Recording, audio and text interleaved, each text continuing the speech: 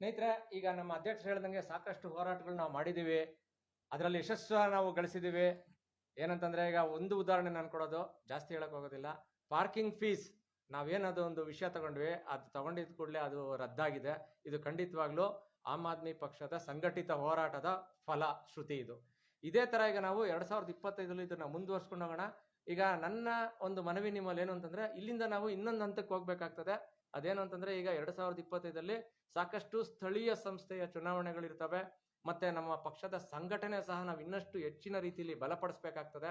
So ಹಾಗಾಗಿ ಇದರಲ್ಲಿ ನಿಮ್ಮ ಎಲ್ಲರ ಪಾತ್ರ ಮತ್ತೆ ಎಲ್ಲರ ಸಮಯ ಬಹಳ ಮುಖ್ಯ.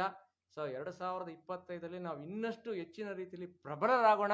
ಇವತ್ತಿನ ದಿನ ಏನ್ ಕರ್ನಾಟಕದಲ್ಲಿ ಬಿಜೆಪಿ ಮತ್ತೆ ಜನತಾದಳ ನಾಮಕಾವಸ್ಥೆಗೆ ವಿರೋಧ ಪಕ್ಷಗಳು ಅಂತಿರೋದು, ಖಂಡಿತವಾಗ್ಲೂ ಇವ್ರು ಯಾರು ಇವಾಗ ವಿರೋಧ ಪಕ್ಷದ ಕೆಲಸ ಮಾಡ್ತಾನೆ ಇಲ್ಲ.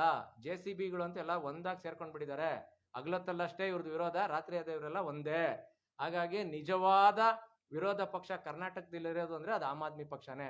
ಸೊ ಹಾಗಾಗಿ ನೀವೆಲ್ಲ ಇನ್ನೂ ಹೆಚ್ಚಿನ ರೀತಿಯಲ್ಲಿ ಹೋರಾಟ ಮಾಡೋಣ, ಹೆಚ್ಚಿನ ರೀತಿಯಲ್ಲಿ ನಮ್ಮ ಸಂಘಟನೆ ಬೆಳೆಸ್ತಾ ಹೋಗೋಣ. ಮತ್ತೆ ಸ್ಥಳೀಯ ಸಂಸ್ಥೆಗಳಲ್ಲಿ ಖಂಡಿತವಾಗ್ಲೂ ಈ ಸರಿ ನಮ್ಮ ಅಕೌಂಟ್ ಓಪನ್ ಆಗೇ ಆಗುತ್ತೆ ಅನ್ನೋ ವಿಶ್ವಾಸ ನನಗಿದೆ. ಮತ್ತೊಮ್ಮೆ ನಿಮ್ಮೆಲ್ರಿಗೂ 2025 ಹೊಸ ವರ್ಷದ ಶುಭಾಶಯಗಳು ಮತ್ತು ಮಕರ ಸಂಕ್ರಾಂತಿಯ ಶುಭಾಶಯಗಳು. ನಮಸ್ಕಾರ.